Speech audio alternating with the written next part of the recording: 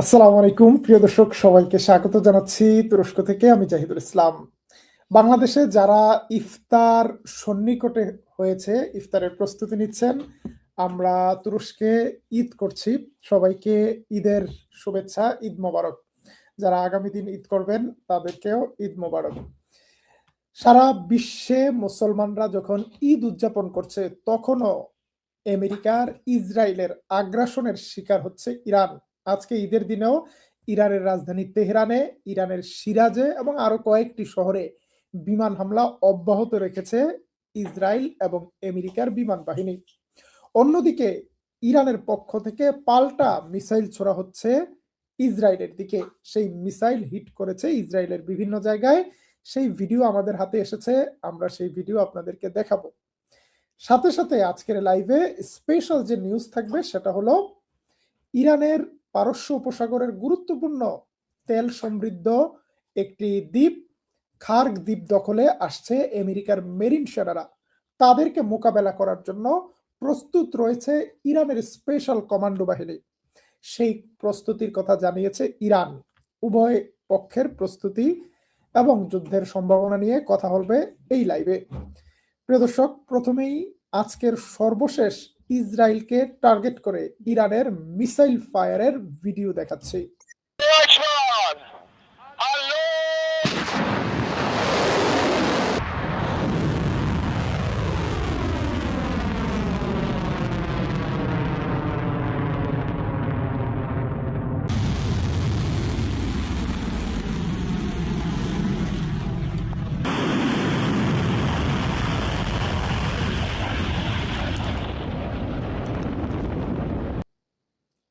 মার্কিন যুক্তরাষ্ট্র বলেছিল যে ইরানের সামরিক সক্ষমতা নাকি সব ধ্বংস করে দিয়েছে।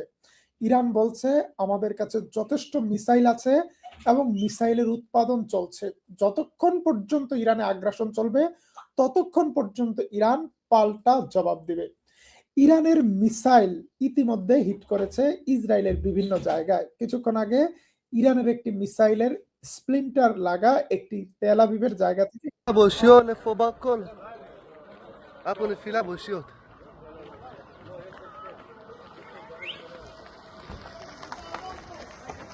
تنساش لحين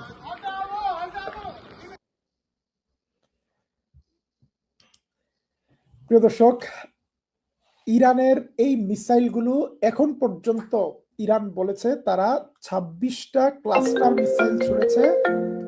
২৬টা ক্লাস্টার মিসাইল ছুড়েছে আহ, ইসরায়েলের দিকে। সেই ক্লাস্টার মিসাইলগুলোর ভেতরে ২০ থেকে ৮০টি ছোট ছোট মিসাইল থাকে, যেগুলো বিভিন্ন সময় কিন্তু আঘাত হানছে ইসরায়েলের বিভিন্ন বন্দরে, ইসরায়েলের বিভিন্ন শহরে, বিভিন্ন জায়গায়। আমরা আজকে ইসরায়েলের এই হামলার পাশাপাশি মার্কিন মেরিন সেনাদের প্রস্তুতি নিয়ে সংবাদ জানাবো। তার আগে আমাদেরকে একজন দর্শক প্রশ্ন করেছেন তুরস্কের ঈদের সংস্কৃতি নিয়ে জানাবেন। তুরস্কে রমজানের ঈদকে বলা হয় শেকের বাইরাম, মানে হলো সুইট ফেস্টিভ্যাল বা মিষ্টির ঈদ। বাংলাদেশে যেমন বলে যে রোজার ঈদের আসল আনন্দ মাংস কম মিষ্টি বেশি, এইরকম একটা বিষয়। এই রমজানের ঈদে তুর্কিশরা প্রচুর চকলেট খায়, চকলেট বিতরণ করে। তুর্কিশ ছোট ছোট বাচ্চারা বিভিন্ন ফ্ল্যাটে বাসায় যে চকলেট সংগ্রহ করে। এই মুহূর্তে আমার ছেলেমেয়েরা এবং আমার প্রতিবেশী বাংলাদেশি ছেলেমেয়েরা তুর্কিশ বাসায় গিয়েছে চকলেট সংগ্রহ করার জন্য। আবার সকাল থেকে ঝাঁকে ঝাঁকে তুর্কিশ বাচ্চারা আসছে আমাদের বাসায় চকলেট সংগ্রহ করার জন্য। সবাই বাচ্চাদেরকে চকলেট দেয়। আজকে ঈদের নামাজে যখন গিয়েছি, সেখানেও মসজিদের সামনে সিটি কর্পোরেশনের মেয়র এসেছিলেন। অনেক দামি দামি খুবই মজার মজার চকলেট প্যাকেট করে নিয়ে এসেছে, সবাইকে ইচ্ছা মতো চকলেট দিচ্ছে। তো বলা যায় যে এটা একটা চকলেট ফেস্টিভ্যাল তুরস্কে। এই ঈদে মানুষ মানে প্রচুর চকলেট খায়, চকলেট হাদিয়া দেয়। আজকের লাইভে আমরা যেটি নিয়ে আলাপ করছি যে মার্কিন যুক্তরাষ্ট্র থেকে ইউএস 2500 মেরিন সেনা আসছে। এই মেরিন সেনারা হলো আমেরিকার নেভির একটা স্পেশাল বাহিনী, যারা যারা এমফিবিয়াস অপারেশন করতে সক্ষম, অর্থাৎ একই সাথে জলে এবং স্থলে আক্রমণ করতে চায়। আমেরিকা এই মুহূর্তে চাইছে ইরানের বাড়ির সামনে খার্গ আইল্যান্ডটিকে দখল করা বা আপনারা যেই ভিডিওটি দেখছেন এটি খার্গ আইল্যান্ডের একটি ছবি। এই দ্বীপটিতে ইরানের তেলের সবচেয়ে বড় একটা চালান আসে, সাগরের নিচ দিয়ে এই দ্বীপটিতে তেলগুলো আসে, সেখান থেকে বড় বড় ট্যাঙ্কার জাহাজে তেল রপ্তানি হয়। এখন পর্যন্ত এই দ্বীপটিতে আক্রমণ করে সামরিক স্থাপনাগুলো ধ্বংস করার দাবি করেছে ইসরায়েল, আমেরিকা, কিন্তু এখানে তেলের স্থাপনাগুলো আছে। আমেরিকার দুটি পরিকল্পনা, একটি হলো যে এই তেলের স্থাপনার এই দ্বীপটিকে অবরোধ করা বা দখল করা, তার মাধ্যমে ইরানকে চাপ দেওয়া, অথবা ভেনেজুয়েলার মতো ইরানের তেলের নিয়ন্ত্রণ নেওয়ার চেষ্টা করা। এখন এই কাজ করতে আমেরিকা তার মেরিন সেনাদেরকে রওনা দিতে বলেছে। আমেরিকার একটি যুদ্ধ জাহাজ, সেটি সিঙ্গাপুর থেকে রওনা হচ্ছে, দ্রুত গতিতে মধ্যপ্রাচ্যের দিকে আসছে। এটির নাম ইউএসএস, খুব সম্ভবত পোর্টল্যান্ড। আরেকটি ইউএসএস বক্সার, সেটি আসছে আরেকটি দিক থেকে। আমরা আমেরিকার যুদ্ধ জাহাজগুলোকে দেখাবো আপনাদেরকে। এইগুলো সৈন্য সামন্ত নিয়ে মধ্যপ্রাচ্যে আসছে। ইউএস মেরিন সেনারা কিভাবে অপারেশন চালায় তার একটি নমুনা ভিডিও।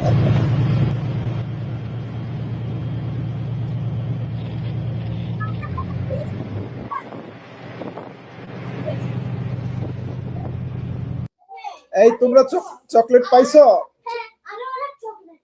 আর যেটি বলছিলাম যে মার্কিন মেরিন সেনারা যেভাবে হামলা চালায়, সেভাবে চকলেট পাইছো? আপনারা দেখতে পাচ্ছেন যে আমেরিকার এমফিবিয়াস সামরিক যান থেকে এই স্পেশাল স্পিড বোটগুলো নামছে, যেগুলো একই সাথে সমুদ্রে চলতে পারে, আবার একই সাথে স্থলেও চলতে পারে।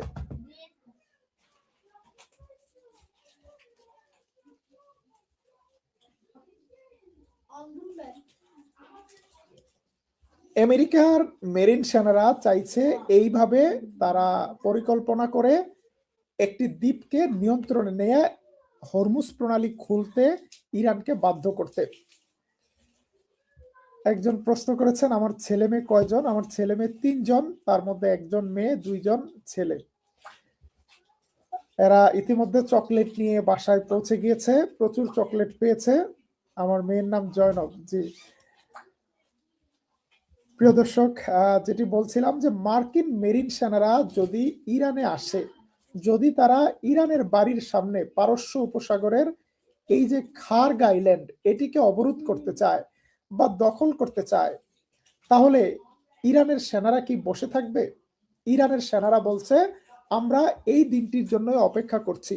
এতদিন পর্যন্ত যুদ্ধে আমরা এক্স্যাক্টলি মার্কিন সেনাদেরকে নাগাল পাচ্ছি না, তাদের সাথে যে আমরা খেলবো তাদের কাছে যাওয়ার মতো স্কোপ পাচ্ছি না। বিভিন্ন জায়গা থেকে তারা আসলে বিমান হামলা করছে। এবার আমরা তাদেরকে নাগাল পাবো, তাদের জন্য আমাদের স্পেশাল ফোর্স প্রস্তুত আছে। আমাদের নৌবাহিনীর শক্তি কতটুকু কি, এটা এরা এখন টের পাবে। যদিও ইরানের বড় বড় যুদ্ধ জাহাজগুলোকে ধ্বংস করার দাবি করেছে আমেরিকা, কিন্তু ইরানের আসল খেলাটা শুধুমাত্র বড় বড় যুদ্ধ জাহাজ নয়।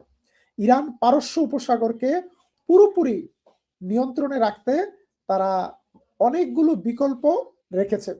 তার মধ্যে একটি অবশ্যই ইরানের ড্রোন, আরেকটি রয়েছে ইরানের হাই স্পিড বোট, যেই স্পিড বোটগুলো বাতাসের মতো গতিতে এগিয়ে চলে এবং শত্রুর জাহাজে হামলা চালায়।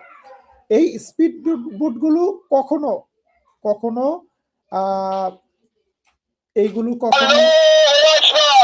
এইগুলো কখনো মানুষ সহ চলে, কখনো মানুষ ছাড়া চলে। সুতরাং আগামী দিনে পারস্য উপসাগরে একটা বড় যুদ্ধ দেখতে যাচ্ছে বিশ্ব। মার্কিন যুক্তরাষ্ট্র অসহায়, তাদেরকে হরমুজ প্রণালী খুলতেই হবে, নতুবা হরমুজ প্রণালী দিয়ে বিশ্বের 20% তেল সরবরাহ বাধাগ্রস্ত হলে সেই জায়গায় কিন্তু তারা বিশ্ববাজারে তেলের যে দাম সেটা কন্ট্রোল করতে পারবে না। এমনকি তারা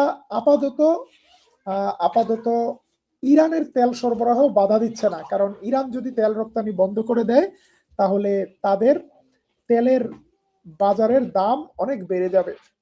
এই পরিস্থিতিতে এই মুহূর্তে আকাশ যুদ্ধ একটি স্থল যুদ্ধের দিকে রূপ নিচ্ছে।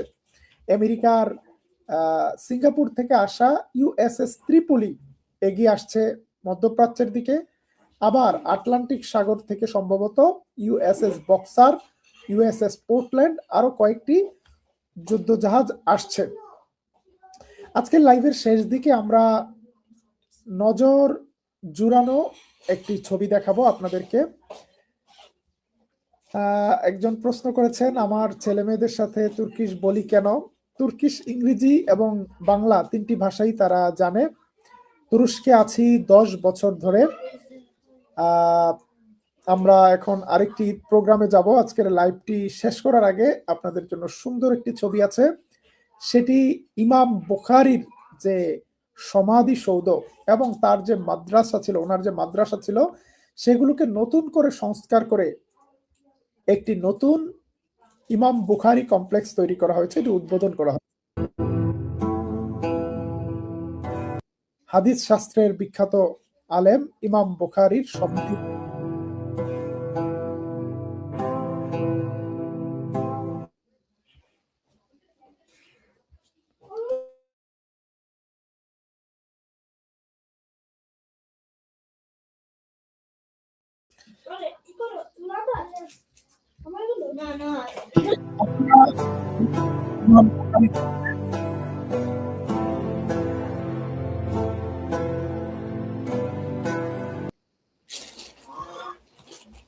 সোভিয়েত ইউনিয়ন ইমাম বুখারীর মাতৃভূমি, তুর্কমেনিস্তান, আশেপাশের দেশ কাজাকিস্তান, এই জায়গাগুলো দখল করে রেখেছিল 100 বছরের বেশি।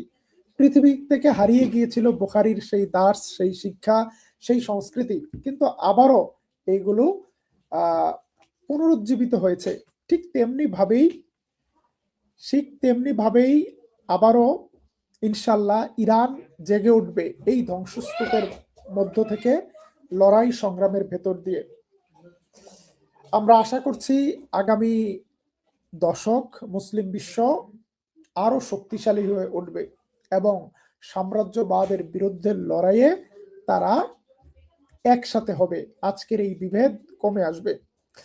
এই প্রত্যাশায় সবাইকে আবারও তুরস্ক থেকে ঈদের শুভেচ্ছা জানিয়ে শেষ করছি আমাদের আজকের লাইভ। ঈদ মুবারক।